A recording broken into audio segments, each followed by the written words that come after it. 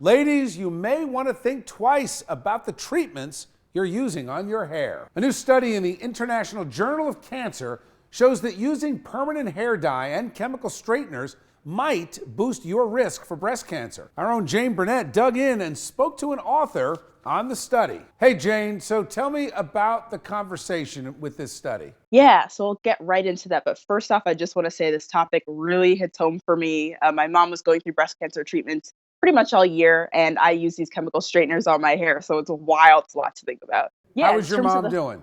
How's she she's doing? good. She's Yeah, doing well. She's good. wrapping things up. So I'm All right, happy about that. good for her. So yeah, I did dig into this study and I spoke to one of the study's authors. Her name is Dr. Kyla Taylor, and she broke down some of the findings. So she's part of a toxicology program at the National Institute of Environmental Health Sciences.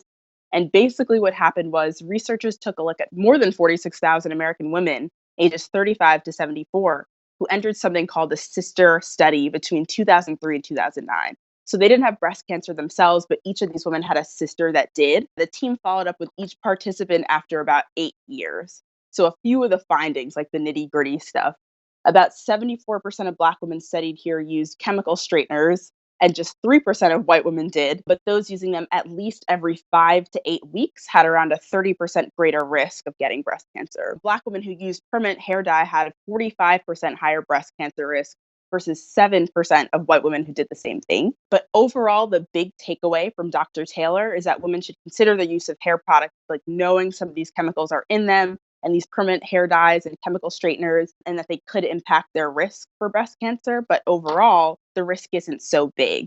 So more research is needed before they can make serious recommendations, and getting breast cancer depends on a variety of factors. Now, are you going to change what you do?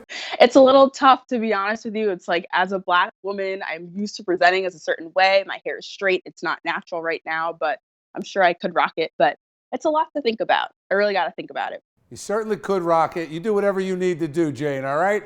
Listen, Thanks. tell your mom we're praying for her, okay? Thanks so much. Thanks, Jane.